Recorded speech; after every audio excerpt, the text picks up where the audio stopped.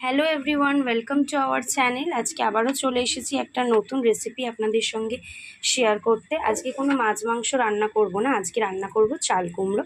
এই যে চাল কুমড়োটাকে কেটে নিয়েছি এইভাবে। আজকে করব চাল কুমড়োর নারকেল পুর দিয়ে একটা রেসিপি। তাহলে কি কি নিয়েছি প্রথমে বলে নিই, আপনারা দেখতে থাকুন।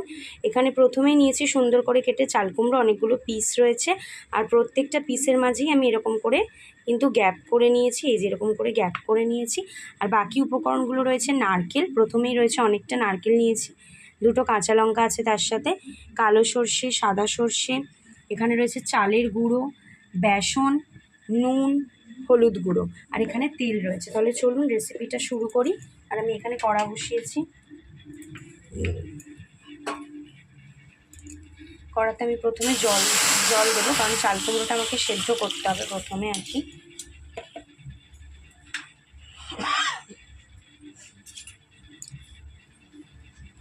দিয়ে দিচ্ছি নুন। এবার আমি একে একে চাল কুমড়োগুলো দিয়ে দেব।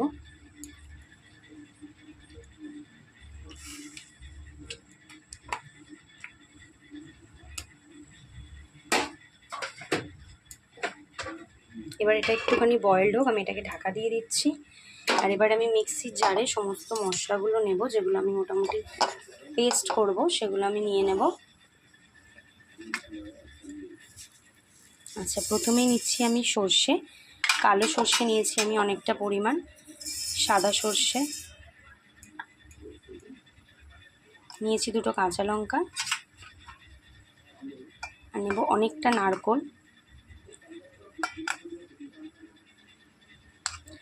বাড়িতে অবশ্যই চেষ্টা করবেন, রেসিপিটা খুবই ভালো লাগবে খেতে।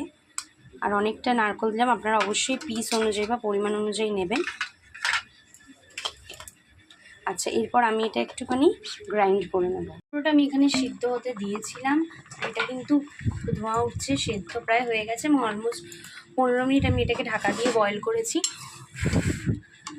প্রচণ্ড ধোঁয়া, আর এই যে আমি আস্তে আস্তে তুলে নিই, দেন ক্লিয়ারলি দেখা যাবে।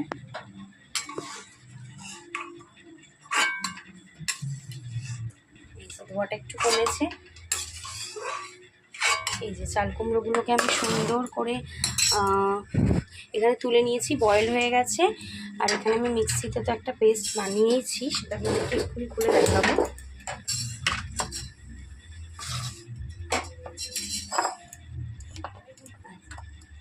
মিক্সিতে তো আমি পেস্টটা বানিয়েছি, এই যে এর মধ্যে কিন্তু কালো সর্ষে, সাদা সর্ষে, নারকেল দিয়ে আমি বানিয়েছিলাম, তো এটা আমি অলমোস্ট রেডি করে দিয়েছি। চলুন এবার কড়াটা বসিয়েছি, বাকি রেসিপিটা এবার শুরু করি। প্রথমে দিয়ে দিচ্ছি কড়াইয়ে সর্ষের তেল।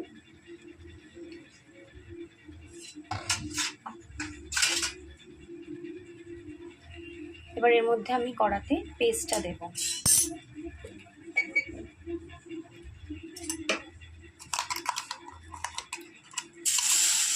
কড়াতে আমি পেস্টটা দিয়ে দিলাম।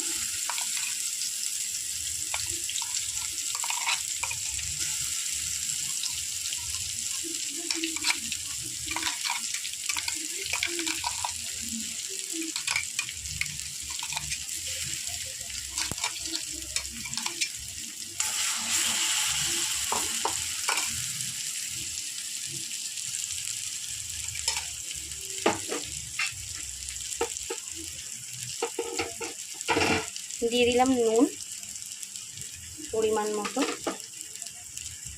আর দিয়ে দিচ্ছি হলুদ গুঁড়ো।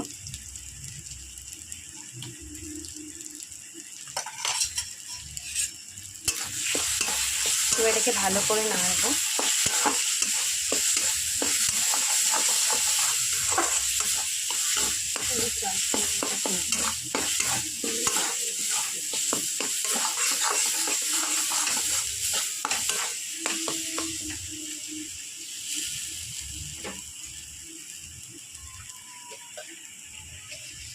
দিয়ে দিচ্ছি একটু চিনি।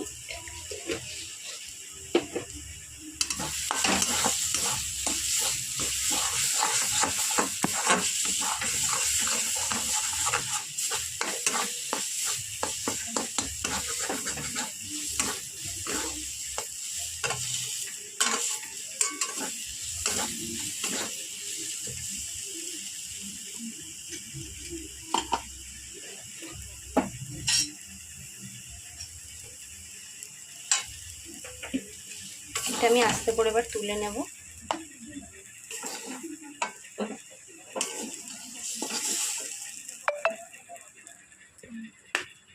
আচ্ছা, এটা আমার রেডি হয়ে গেছে। আমি এটাকে কড়াতে একটু নাড়ানাড়ি করে নিয়েছি।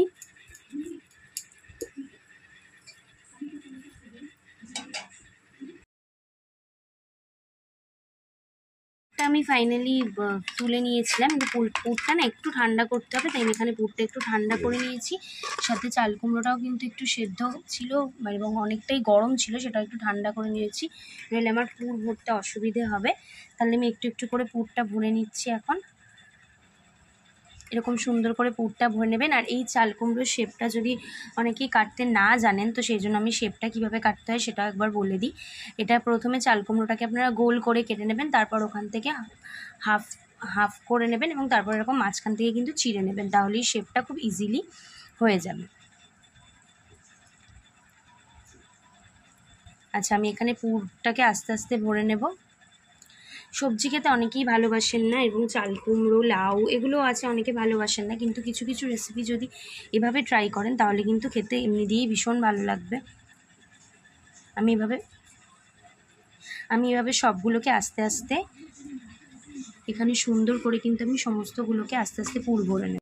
তাহলে চাল কুমড়োর ভেতরে কিন্তু আমার পুর ভরা একদম তৈরি হয়ে গেছে। আর এই রেসিপিটা খেতে কিন্তু দারুণ হবে, যে কোনো ডাল বা পুর ভরে নিয়েছি এখানে সবগুলোকে। এবার আমি একটা ব্যাটার বানিয়ে নেব, কারণ ব্যাটারটা আমাকে বানাতে হবে। এটাতে আমি ডুবিয়ে নেক্সট আমি এটাকে ফ্রাই করব সুন্দর করে।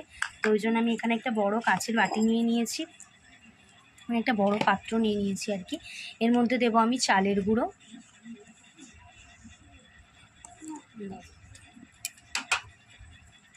দিয়ে দিচ্ছি বেসন,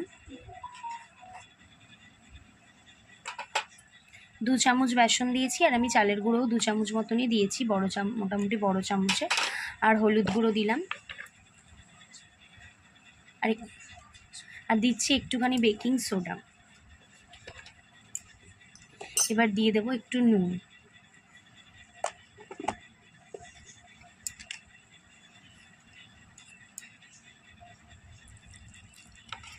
এবার আমি একটু ভালো করে জল দিয়ে ব্যাটারটাকে সেট করে নিই সুন্দর করে।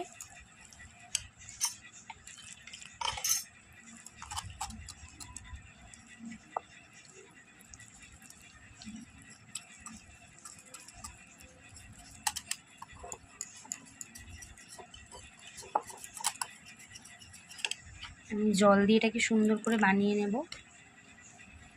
এর মধ্যে 2 চামচ বেসন, চালের গুঁড়ো এবং একটু বেকিং সোডা, তার সাথে নুন দিয়ে আমি ব্যাটারটাকে করেছি।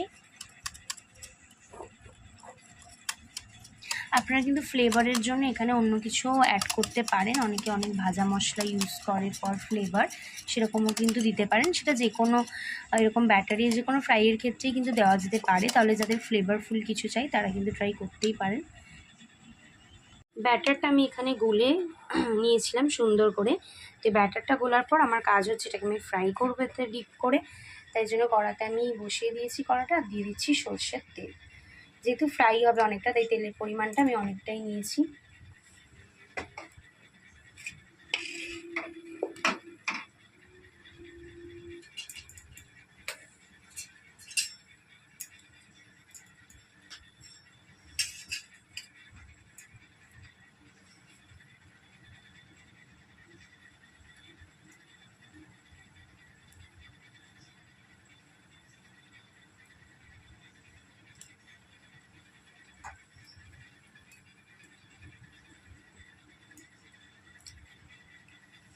কড়াটা আমার এদিকে কিন্তু প্রায় গরমই হয়ে এসেছে মোটামুটি।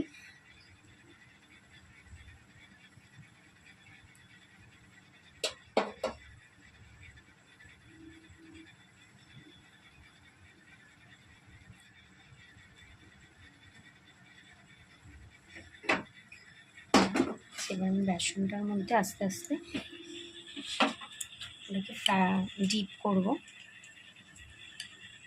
চাল কুমড়োটা আমি নিয়েছি পিসটা, নিয়ে এরকম সুন্দর করে ডিপ করে নিচ্ছি। আর এই গ্যাসটা কিন্তু আমি ছেড়ে দেবো। এগুলো যদি ডিপ করতে জাস্ট দারুণ হয়, মানে জালের সঙ্গে। আপনারা যেহেতু ভাজাভুজি খেতে যারা খুব ভালোবাসেন তারা কিন্তু এটা খেতেই পারেন, খুব ভালো হবে খেতে, টেস্টি।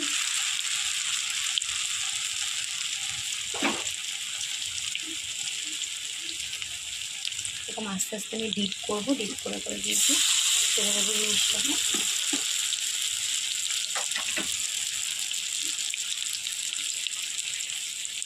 আর এভাবে ডিপ হলে কিন্তু আপনারা এদিক ওদিক করে উল্টে পাল্টে নেবেন।